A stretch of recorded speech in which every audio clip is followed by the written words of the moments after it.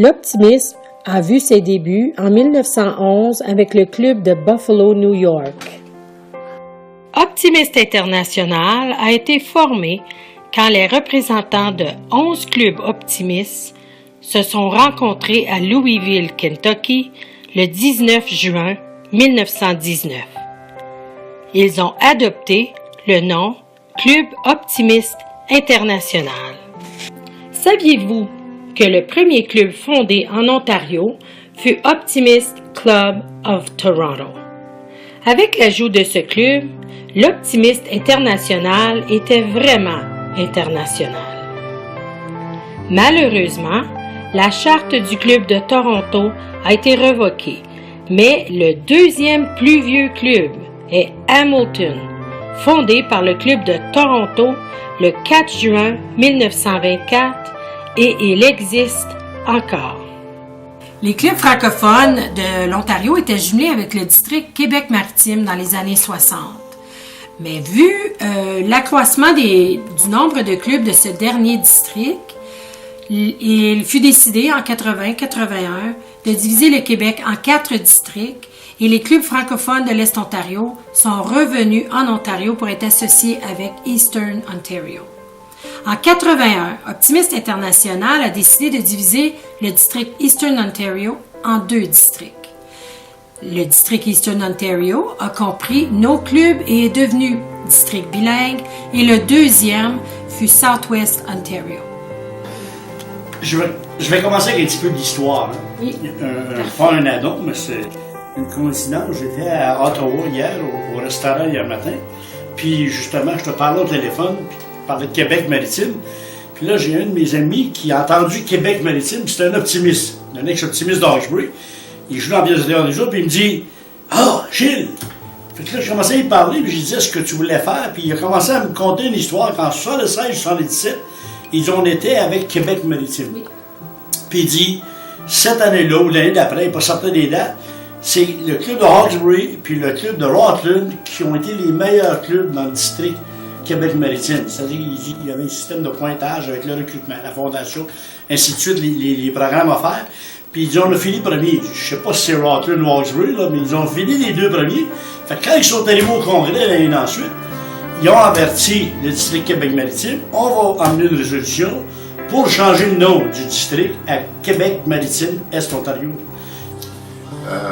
C'est que dans les années 78-79, on voulait que le district Québec-Maritime ajoute Québec-Maritime et Ontario. Puis je me souviens qu'on était allé à un congrès à Montréal, puis le gouverneur du temps nous a dit, excusez l'expression, mais si venez pas fucker notre congrès. Ça fait que on était comme un peu rejeté par le Québec, puis plus ou moins bienvenus en Ontario, parce que là, on était une épine dans l'engrenage, ou une graine dans l'engrenage, si on en a des francophones, puis on voulait... Fait que, à ce moment-là, ben, c'est devenu important d'avoir notre district en français. Puis, mais tous les membres, comme moi, ça fait 25 ans que je suis optimiste. Puis je ne savais pas cette histoire. Il a fallu que je fasse beaucoup de recherches. Puis l'arrivée du premier district bilingue de l'Optimiste International en 81 marquait la dernière étape à franchir pour les clubs franco-ontariens, avant de se voir accorder leur propre district. Fait que c'est de là qu'on a mis de la pression à l'Optimiste International pour avoir un district. L'Optimiste International il a dit non, ben regarde, ça vous prend 1000 membres ou 25 clubs. Aussitôt qu'on était pour atteindre ça, puis là on pouvait devenir notre district. C'est de là qu'on a commencé à pousser. Ça nous a pris 3 ans. C'est en 84. OK, je t'en pose juste une à la fois. OK. Avec Gaston Saumur comme gouverneur de district bilingue, Oui. vous, M. Tremblay, étiez le secrétaire trésorier. Comment s'est déroulée votre année, côté bilingue? Ça a été difficile parce que fallait répéter dans les 2 langues jusqu'à ce qu'on se réveille et qu'on demande aux francophones si on peut parler un peu plus d'anglais que de français, parce que les francophones comprenaient l'anglais, puis les anglais, mais sont pas mal moins intelligents que nous autres. Tout se faisait dans les 2 langues. Par exemple, au secrétariat, il fallait que j'écrive les minutes en anglais, en français. Ma correspondance devait être dans les 2 langues. C'était facile pour les chiffres, c'était les 2 mêmes. Ouais. Ça s'est assez bien déroulé en dehors des assemblées de corps et puis du congrès de l'année. Ils étaient gentils, les anglophones, ils nous accueillaient bien et on faisait de même. Et puis... Vos assemblées de district étaient plus ou moins vers Toronto. On a eu une vers Toronto, on a eu une à North Bay. Le congrès de l'année était à North Bay. On a eu dans le bout d'Orangeville. Justement, dans le bout d'Orangeville, on avait couché dans un truckers. C'est l'accommodation qu'on avait, pas un bel hôtel, là, des truckers. Avec une petite toilette dans le milieu de la place, là, les truckers puis nous autres. Juste les francophones ou tout le monde? Non, un Gaston puis moi. Parce qu'il fallait arriver avant le temps, puis c'est là qu'il avait dit « That's where you sleep ». Thank you. Pour devenir un district francophone, l'objectif de OI était de fonder un minimum de 20 clubs. Si vous comptez les clubs fondés avant 81, plus les clubs fondés jusqu'en 84, cela totalisait plus de 20 clubs. C'est ça. Fait que c'est de là qu'on a commencé à avoir District Ontario. Puis quand on a fondé District Ontario, on l'avait fait à condition de... Parce que qu'est-ce qu'on venait de vivre aussi? Qu'est-ce qu'on venait de vivre avec la Eastern Ontario? On a vu, regarde, ça marche pas. Tu peux pas redonner avec les 2 langues. Non. Ça marche pas. Fait que là, on avait fait une entente avec East Ontario, le Pacifique Saint-Vincent, puis nous autres. Nous, à ce moment-là, on était pour opérer strictement en français dans le district Est-Ontarien. Et si on fondait des clubs, on avait la permission d'aller fonder partout des clubs en Ontario. Mais il fallait qu'ils soient fondés en français. Puis là, c'est à devenir notre responsabilité. Qu'ils soient à Sudbury, l'autre bout de la province de Windsor, en Ontario, ça devenait notre responsabilité d'y servir. Aussi, le club qu'on avait fondé en français décidait de s'en aller dans le centre d'Ontario. Il savait qu'il s'en allait dans un centre anglophone, qui ne serait pas servi en français. Puis la même chose. Eux, les anglophones, pouvaient venir fonder à Hawkesbury un club anglophone, mais ils devaient s'en aller chez eux. Je vais donner un exemple. Dans mon année de gouverneur, on avait fondé Martintown, par exemple. Okay, oui. Martintown, c'est un club français-anglais. Fait que la première année, il y avait resté nous autres. Forest Park, même, je pense, à un moment donné, avait été à Eastern, puis ils sont revenus à nous autres. Parce que c'est là qu'on s'était perçu que, regarde, on ne peut pas fonctionner comme district, c'est impossible de faire des bulletins, faire les assemblées districts. Les assemblées districts, tu viens de faire ça. Il faut que ça soit dans une langue. Oui. Puis c'est le but de notre district. Il ne faut jamais oublier que c'est toujours du bénévolat qu'on fait. Oui, c'est ça. Fait qu'en double, là. Laissez-moi vous dire que les Franco-Ontariens avaient dû travailler d'arrache-pied et faire maintes représentations auprès de l'Optimiste international pour être officiellement reconnus comme entité et finalement se voir accorder leur propre district en 1984. C'est ça. 85, parce que moi j'étais lieutenant-gouverneur en 84. Puis j'étais encore sur le vieux Eastern Ontario quand j'étais lieutenant-gouverneur. En 83-84. Ouais, c'est ça. Oui. 84-85. C'est de là qu'on va motiver. Je dis, regarde, il faut fonder. Dans la zone, on avait fondé 4 clubs. Oh, wow. Juste dans ma zone, c'est là qu'on avait atteint notre 1000 membres, choses-là. Selon le dire des optimistes du temps, le district bilingue en 81-82 est celui que les Franco-Ontariens considèrent comme ayant donné l'élan nécessaire à l'attribution de notre beau et glorieux district Est-Ontario. Les limites territoriales du district bilingue étaient la frontière du Québec à l'est jusqu'au-delà d'Orangeville, à l'ouest, ce qui représente environ la même distance entre Chute-à-Blondeau et Sudbury. Sa formation à l'origine était de 20 clubs francophones de l'Est-Ontario et de plus de 100 clubs anglophones aussi de la province.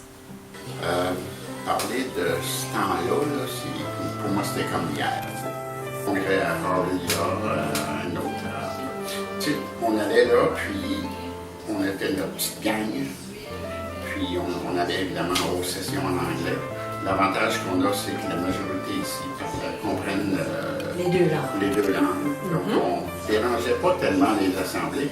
On s'en prenait dans un petit coin, on continuait nos choses. Le district, dont le thème était Esprit de service, Spirit of Service, était sous la gouvernance d'un Franco-Ontarien pur laine de la personne de Gaston Saumur, club optimiste de Rockland. Si on regarde dans notre histoire d'Ohio depuis 1919, excluant le Québec, M. Gaston Saumur fut le premier gouverneur francophone à siéger à l'Ohio. Je pense qu'on fonctionnait pas mal en français dans nos petits coins. Et puis, on avait les directives qui venaient de l'Ontario. On traduisait ce qu'on avait besoin, puis on fonctionnait. On visait à avoir notre propre district. Donc, l'important, c'était les fondations, les membres, puis tout ça. Tout en dirigeant habilement le district, il fut vite convenu, parmi la majorité des chefs de file, qu'un district bilingue ne pouvait survivre bien longtemps à cause des nombreux contretemps qui surgissaient.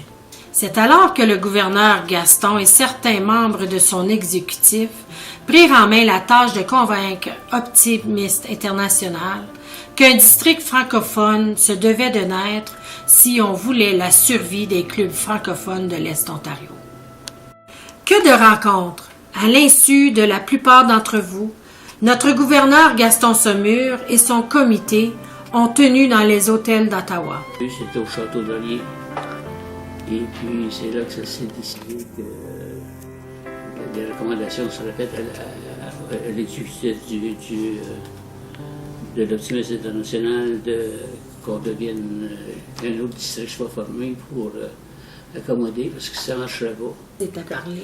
Ce qui est arrivé quand on s'est séparés, premièrement, quand ils se sont séparés, bien là, le Québec a dit, vous retournez en Ontario. Ah, bon, OK. On aime l'Ontario, on n'a pas rien dans l'Ontario. Fait qu'on était peut-être à peu près, je ne sais pas s'il y avait à peu près 12 clubs francophones, peut-être, à ce moment-là. Fait que là, on commence à checker l'Ontario. Bien, l'Ontario, il y avait seulement 2 districts qui étaient, comme tu disais, Eastern Ontario, qui était à ce moment-là.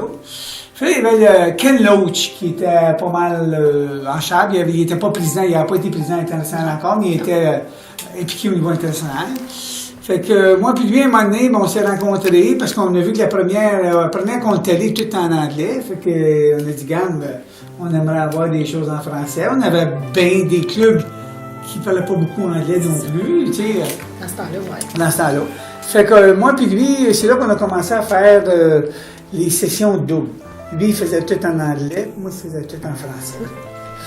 Ouh, c'était long, laborieux, c'était double de temps, puis... ça, c'était beau quand on se rencontrait aux assemblées districts. Puis le reste du temps, ben là, on ne pouvait pas avoir rien d'autre. Avec les Ben Bradshaw et Arthur Bisson du Bureau d'Optimiste International, ils discutèrent du projet pour finalement en faire une présentation au comité exécutif d'Ohio. Le maintien de l'harmonie entre les deux cultures, tout en rencontrant les objectifs de l'Optimiste International et du district, ainsi que les preuves éminentes qu'ils présentèrent aux autorités du besoin d'un district francophone pour les Ontariens, sont les points qui ont caractérisé l'année du Esprit de service, Spirit of Service. À ces travailleurs inlassables du début, il faut lever notre chapeau, car 2 ans plus tard, le district Est-Ontario prenait naissance. Nous nous devons de souligner le travail acharné fait par l'équipe de Gaston Saumur, gouverneur 81-82. Sans leur appui et persistance, notre district franco-ontarien n'aurait pas vu la lumière à cette époque. Est-ce que vous pensez que sans avoir fait les démarches en 1981 pour devenir un district francophone en 84, que nous existerions encore? Nous existerions. Difficile à dire. Je pense pas qu'on avait cessé d'exister. Là. J'imagine les clubs auraient continué d'exister, là. Mais je pense pas qu'on a eu la progression qu'on a eue. Là. Je pense pas qu'on s'est rendu à 40 clubs. Je sais que pour avoir notre district, ça nous en prenait 20 ou 1000 membres, on en avait 21, 22. Mais je pense pas qu'on a. Je pense qu'on a été jusqu'à 54 clubs, 52, 53. Je pense pas. Je sais que moi, si ça avait resté entre les mains, je sais pas, je serais encore mort. C'est sûr que si ça avait été un district anglophone, j'aurais pas occupé les postes que j'ai occupés au district. C'est ça. Mais ça, c'est mon opinion à moi. Mais moi, je pense que ce qui est vraiment important en terminant, c'est qu'on a notre district francophone. Pourquoi on se pose la question? Non, mais vous savez qu'une personne anglaise dans une chambre de 50 personnes, tout le monde parle anglais. Alors, est-ce qu'on serait dit, ben écoute, on est tanné, on va faire d'autres choses? Parce que notre langue se faisait emporter. Mais on n'a pas voulu la laisser. C'est ça, on était dessus, nous, les franco-ontariens. On connaît les luttes des franco-ontariens. Oui. Donc, chaque nouveau membre, puis chaque club fondé, c'est un pas dans notre district francophone, à nous autres. On aurait éventuellement. Puis, on ne visait pas une date précise, mais comme de 81 à 84. C'est pas passé tellement d'années pour atteindre le nombre de membres qu'il fallait pour avoir notre propre district. Ben, peut-être Si on avait que ça resté- aurait été peut-être plus ardu, plus difficile Parce que pour débuter, moi. les francophones, on n'est pas des Non, lâcheux. ben Non, c'est non. ça. C'est ça, on endure beaucoup. Les gens travaillaient fort, là. Oui, Ben, oui. Gaston, Guy, Tremblay, Oui. tu sais, on était tous en arrière pour avoir notre district. Oui, c'est ça. Pour, Ça laisser fait la place déjà, au courage. c'est ça, là, ça fait 30 ans. 84. 84, c'est vrai. Oui, Ça fait 30 ans. on existe encore. Ben Oui, mais grâce à les personnes qui ont Personnes bien qui ont- implanté C'est ça. Oui. bien les bonnes choses à la bonne place. Oui. Puis les membres qui ont travaillé fort, Ah. parce que Ah ben. je vous dirais que dans la première année, il y avait 380 membres qui ont été ajoutés à notre district C'est ça. pour faire certain Oui. qu'on ne disparaisse pas de ça. Oui. Je pense que pour n'importe quel membre optimiste, il faut que ça réponde à lui avant, Oui. à la personne. C'est même que tu gardes tes C'est membres. ça. Si tu, en tant que personne, tu as du plaisir dans le mouvement optimiste, à servir les gens ce jour-là, ben, tu vas pouvoir y rester. Parce que moi, j'ai dit, la journée que j'ai plus de fun dans le club, pourquoi je resterais là? En 1984-85, Paul Labelle fut le premier gouverneur à servir ce nouveau district du nom de District Est-Ontario. Dans ces années-là, ça nous a fort. Oui, oui. Je sais pas bien Oh souvent. my God, non. On avait quand on allait dans des congrès, là. Ah, moi, j'étais là dans les 90, là, puis Je me souviens pas c'était où le congrès, moi, c'est... Ben, nous autres, quand il y a eu le congrès, puis le bureau, là, puis Paul a rentré, et puis là, on avait mis le champagne partout. Fait que là, Paul, il dit, mais son père, tu sais, son rentre. Hey, il dit, père, t'auras pas, Paul.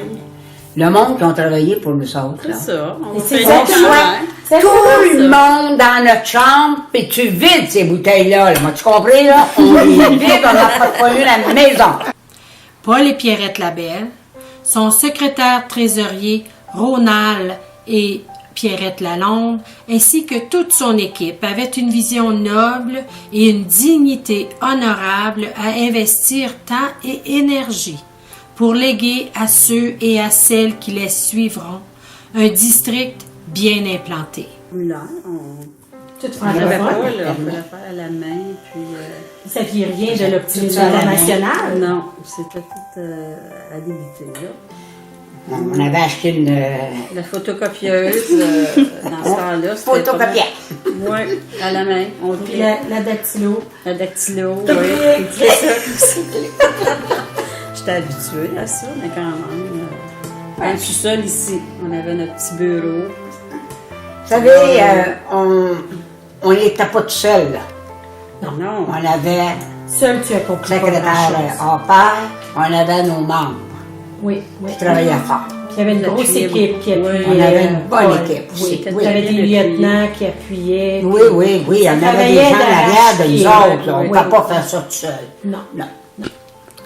Cette année-là, les membres ont recruté 380 nouveaux membres et fondé 8 nouveaux clubs à ajouter aux clubs déjà existants.